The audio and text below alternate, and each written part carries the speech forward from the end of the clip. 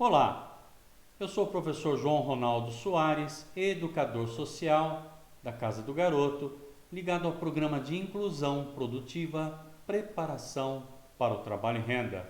Sejam todos muito bem-vindos à nossa 46ª aula do curso Técnicas Administrativas, Vendas no Varejo e Atendimento ao Cliente. Na aula de hoje, nós estamos tratando do assunto de Comunicação Profissional 2. Continuamos a falar da questão da comunicação profissional, de como o profissional deve lidar com a comunicação no mundo do trabalho. E hoje vamos nos focar mais na comunicação escrita. Espero que vocês gostem da aula de hoje. Concisão. Ser conciso não significa necessariamente escrever pouco.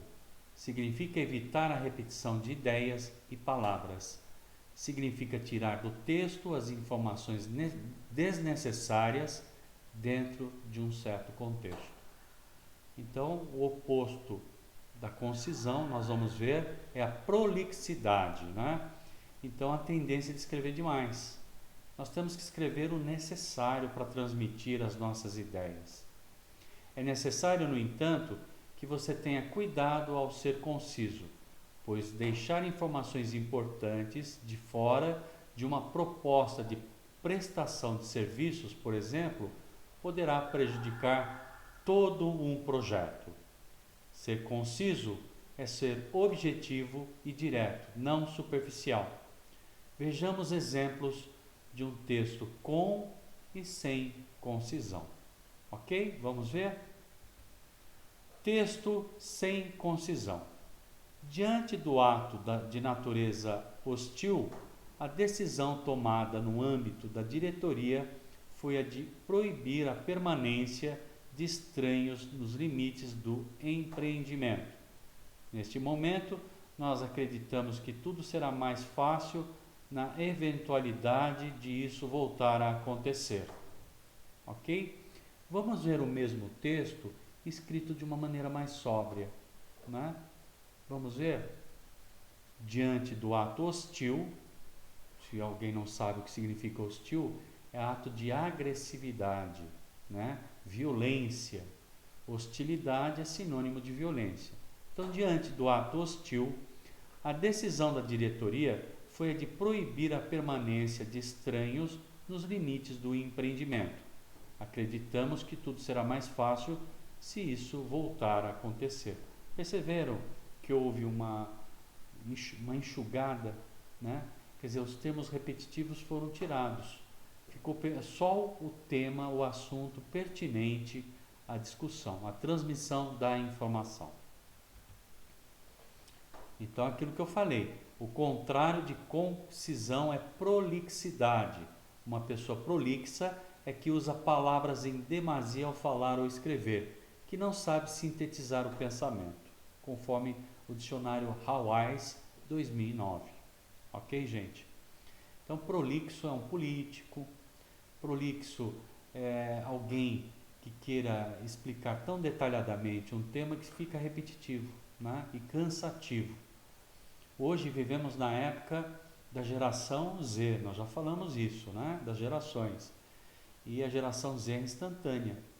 Então, por isso que a nossa comunicação deve ser concisa. As pessoas não têm tempo e também não têm muita paciência, principalmente o recrutador de pessoal, conforme já falamos nas aulas passadas.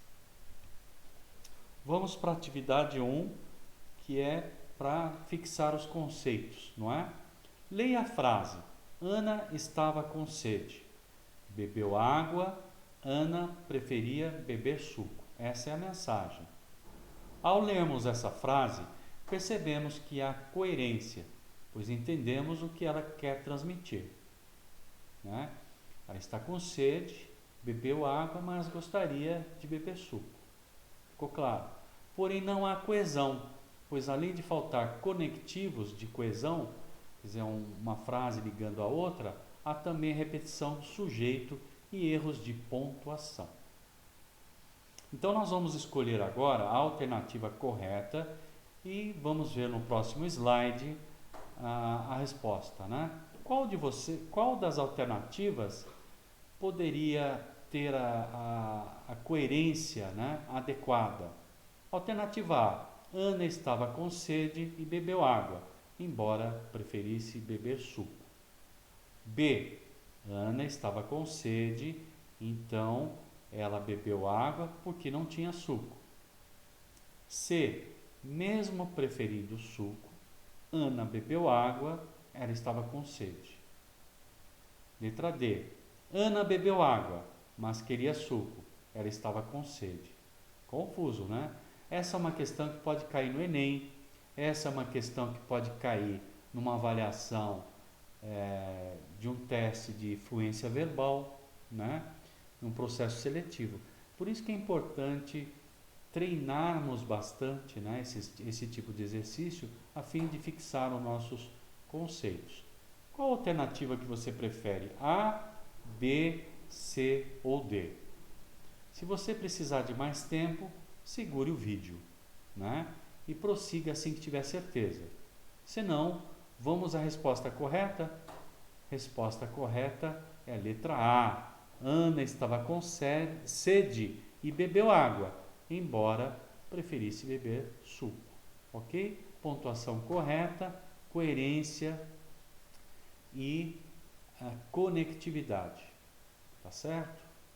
Se você colocou A, se você escolheu A, muito bem, você compreendeu que estava faltando os conectivos, e embora a frase correta evitou a repetição de palavras. Tá certo? Elegância. Para que um texto seja elegante, ele deve observar a norma culta ao expressar ideias e opiniões. Lembre-se que a norma culta é o português correto, né? Não é o português que normalmente usamos para conversar com amigos, com familiares, com o filho, com a esposa, mas é a comunicação usada, por exemplo, por telejornais, é a comunicação usada para redigir textos dentro de uma empresa, para redigir e-mails. Então, a forma como escrevemos pode ser e é diferente da forma como nos expressamos verbalmente, né? Então, nunca use gírias. Esteja sempre atento às regras gramaticais. Veja um bom exemplo de construção de um texto elegante na área de educação. O portal de educação é um canal de comunicação e espaço de interação entre professores, alunos e pais. Por meio dele, os estudantes discutem as matérias apreendidas nas aulas, recebem orientações e acessam o calendário de provas e as notas, além de interagir com colegas e professores em fórum e blogs. Já para os professores, além da formação à distância, o portal é um espaço de trocas e apoio para as suas aulas. Recursos diversos são afetados pelos especialistas de cada área do conhecimento, como sequências didáticas, vídeos, links, atividades para os alunos e questões para avaliação. Além disso, serve como instrumento para planejar e organizar a forma como os conteúdos são ministrados. É possível, por exemplo, agendar o uso dos laboratórios de informática e de ciências. Olha que texto bonito. É um texto claro, é um texto coerente e é um texto elegante, que usa a norma culta gramatical. Correção gramatical e ortográfica. Antes de entregar qualquer texto ao destinatário, ao chefe, né, a uma outra área principalmente, né, faça uma revisão gramatical e ortográfica, mas cuidado com o corretor do seu processador de texto. Muitas vezes ele pode corrigir errado. Em muitos casos, o corretor ortográfico e gramatical dos softwares de edição de textos nos pregam peças. Por exemplo, ele pode apontar que a grafia de incipiente está correta, e realmente está, mas dependendo de sua intenção ao empregar essa palavra, poderá ocorrer um desentendimento. Chefe, apesar de incipiente, pode confiar no meu projeto. Vamos ver como é que o chefe recebe e responde? Apesar de insensato, quer que eu confie no seu projeto? Incipiente com S passa a ideia de algo insensato, feito sem cautela, de forma imprudente. Se você pretende relatar ao seu chefe que seu projeto está no começo, deveria utilizar a palavra incipiente com C. Como podemos observar, a simples grafia, neste caso, faz a grande diferença. Assim, como escrever bem também pode fazer uma grande diferença na sua vida pessoal e profissional, principalmente na hora de entregar propostas aos nossos clientes, né? Então, incipiente com S tem a conotação de imprudência e incipiente com C tem a conotação de algo que está na sua gênese. O que é isso, professor? Está no seu começo, está brotando, está iniciando. Percebe? Que dependendo da palavra que usamos, podemos pôr tudo a perder. Olha como o chefe ficou irritado. Características de um bom texto. O que você acha de conferir estas características empregadas em um texto? Vamos lá. Tomaremos como exemplo uma redação selecionada pela banca examinadora do Enem há 5 anos atrás, em 2015, com nota 1000. O tema da dissertação foi a persistência da violência contra a mulher no Brasil. Vamos dar uma olhada nesta dissertação? Eu trouxe ela na íntegra para a gente. Vamos ler agora o texto de Rafael de Souza, que recebeu nota 1000 no Enem em 2015, sob o tema A persistência da violência contra a mulher no Brasil. Bastante pertinente esse tema, né? Embora de 5 anos atrás, tem tudo a ver com o que nós estamos vivendo hoje na pandemia, né? O aumento da violência contra a mulher na pandemia tem assustado e muito. Todos os dias, nas mídias, nós ouvimos isso, né? Ontem mesmo, apareceu num telejornal um cidadão batendo na mulher, né? Em frente às câmeras. E foi assim preso, né? Em flagrante. Não teve como se safar. Foi direto para a cadeia. Então, é sobre esse tema que o Rafael escreveu. Vamos ver, vamos aprender com ele. Equilíbrio aristotélico. Ao longo do processo de formação do Estado brasileiro, do século XVI ao século XXI, o pensamento machista consolidou-se e permaneceu forte. A mulher era vista de maneira mais intensa na transição entre a Idade Moderna e a contemporânea, como inferior ao homem, tendo seu direito ao voto conquistado apenas na década de 1930, início do século XX, com a chegada da Era Vargas.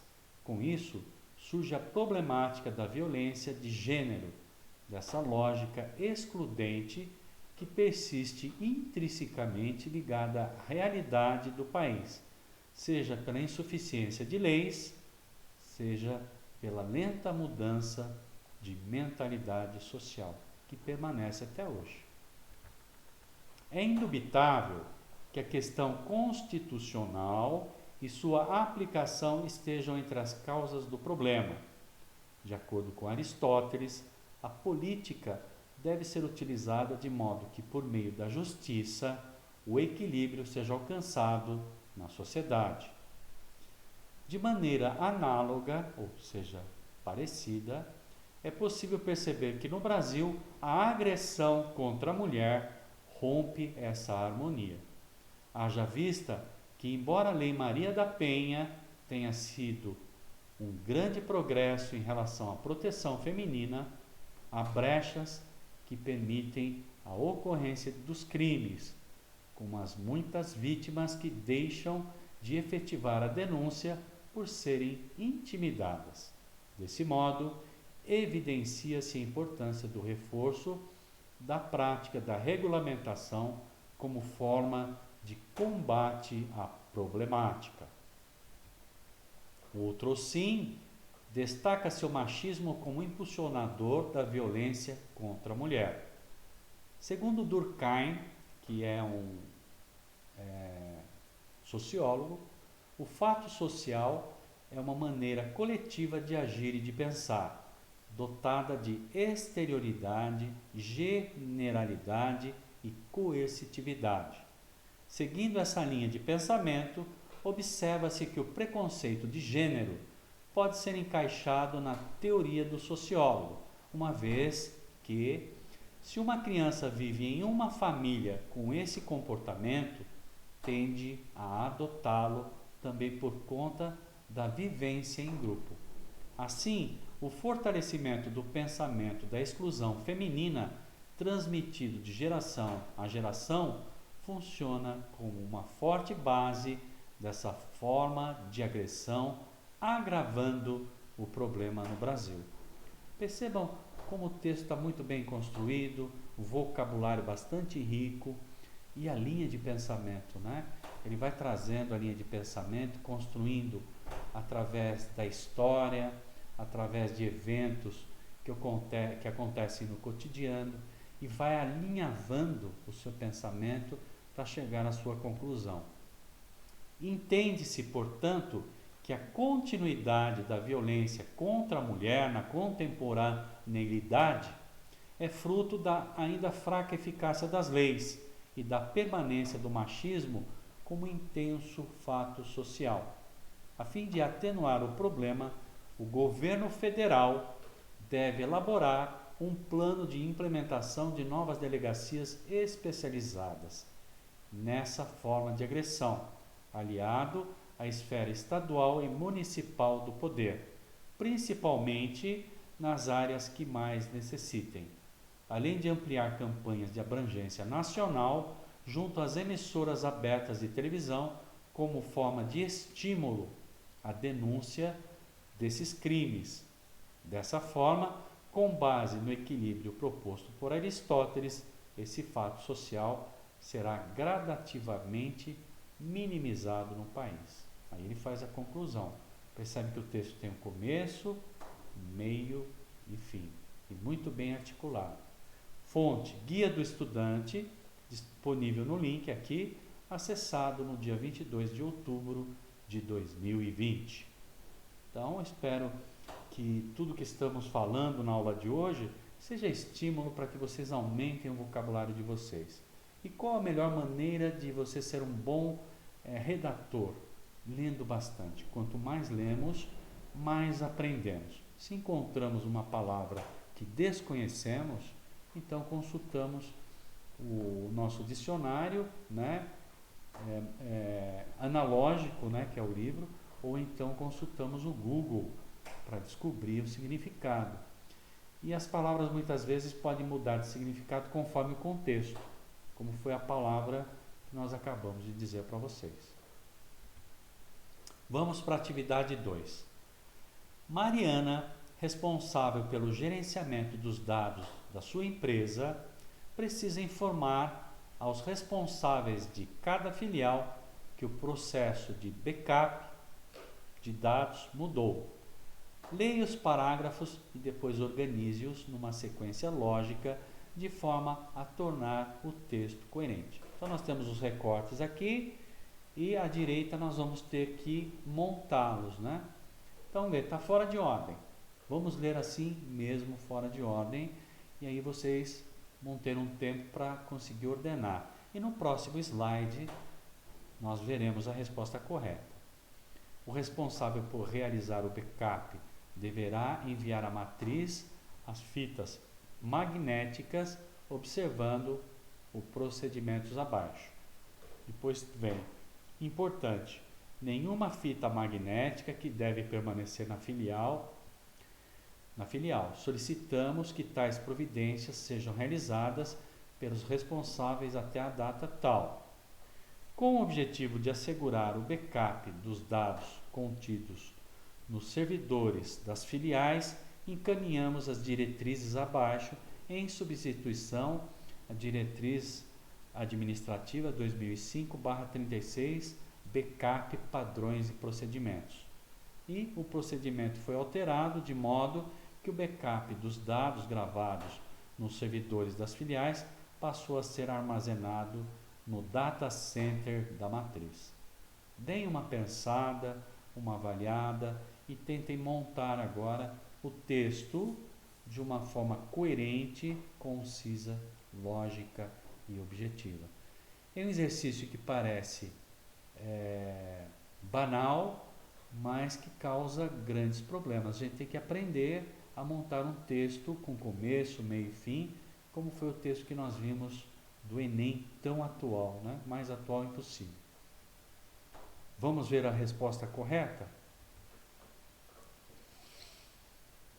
Com o objetivo de assegurar o backup dos dados contidos nos servidores das filiais encaminhadas às diretrizes abaixo, em substituição à diretriz administrativa 2005/36, backup, padrões e procedimentos. Então nós vimos aqui, vamos voltar, que a terceira tirinha traz a introdução, né? Está se referindo a uma diretriz que já foi escrita antes e está substituindo. Então essa seria a introdução. E depois, a justificativa da alteração. O procedimento foi alterado de modo que o backup dos dados gravados nos servidores das filiais passou a ser armazenado no data center da matriz. Então, corresponderia então o que está logo abaixo, né? E na sequência, depois, o responsável por realizar o backup deverá enviar à matriz as fitas magnéticas observando os procedimentos abaixo. E por final vem um prazo, né? Importante, nenhuma fita magnética deve permanecer na filial. Solicitamos que tais providências sejam realizadas pelos responsáveis até a data tal. Se você acertou, parabéns, você conseguiu completar corretamente a atividade. E agora nós estamos encerrando a nossa aula, né? E inclusive o módulo de comunicação empresarial. E temos a síntese, né? A comunicação funciona como um fator estratégico, ela se divide em comunicação externa, né? Tem os canais, tem os tipos, tem os desafios e tem a comunicação interna. A comunicação externa, ela visa o relacionamento com o público externo, né? Tendo como foco potenciais investidores, consumidores, fornecedores, público em geral e criar a imagem de identidade da empresa. Então, por isso que ela vai usar os vários tipos de canais, né? Os tipos são princípios para escrever bem e as características de um bom texto. Você tem um tipo de texto, né? E aí você tem também a comunicação interna. Então, dentro dos tipos, né, você tem os tipos para comunicar, para escrever bem e características de um bom texto. Falamos de clareza, coerência, coesão, concisão e elegância. E terminamos com correção gramatical e ortográfica. Quais são os desafios, né, que são ao mesmo tempo as barreiras? Semântica, quando as pessoas desconhecem o vocabulário, né? Às vezes o vocabulário é técnico, às vezes o vocabulário é científico e as pessoas ficam boiando. Então tem que se tomar muito cuidado em usar a comunicação mais adequada ao seu público. Temos também os bloqueios pessoais e psicológicos, né, que tem a ver mais com a pessoa, e aí o encarregado ou o chefe pode ajudar, mas é mais difícil interagir.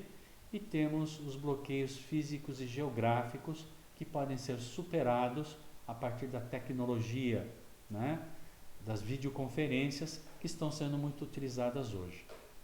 Comunicação interna: fortalecer os vínculos e disseminar claramente a missão, os objetivos e as diretrizes da empresa. Fortalecer os vínculos entre funcionários, terceiros e voluntários. Então, por aqui nós temos a síntese de quais são os objetivos e de como deve ser a comunicação empresarial, externa e interna. E finalizando o capítulo, você chegou ao final do capítulo 1, no qual relembrou conceitos do processo de comunicação, compreendeu a importância do processo de comunicação das empresas para sua imagem perante seus funcionários, fornecedores, clientes, órgãos governamentais e a sociedade como um todo. Viu que existem barreiras que deverão ser superadas para que a comunicação empresarial ocorra de modo a trazer os resultados que a empresa e os funcionários esperam. Aprendeu que as mídias eletrônicas podem auxiliar na construção de uma imagem positiva da empresa se estiverem alinhadas à estratégia do negócio e com certeza recebeu como seu papel também é importante em tudo isso, né? Viu também que a comunicação escrita é fundamental para o processo de comunicação organizacional. Na próxima aula, vamos dar início ao novo capítulo com informações complementares para fortalecer o seu perfil profissional de vendedor no comércio varejista. E com isso estamos encerrando a nossa 46ª aula do curso Técnicas Administrativas, Vendas no Varejo e Atendimento ao Cliente. Na aula de hoje, concluímos com Comunicação Profissional 2. Muito obrigado pela atenção e até a nossa próxima aula.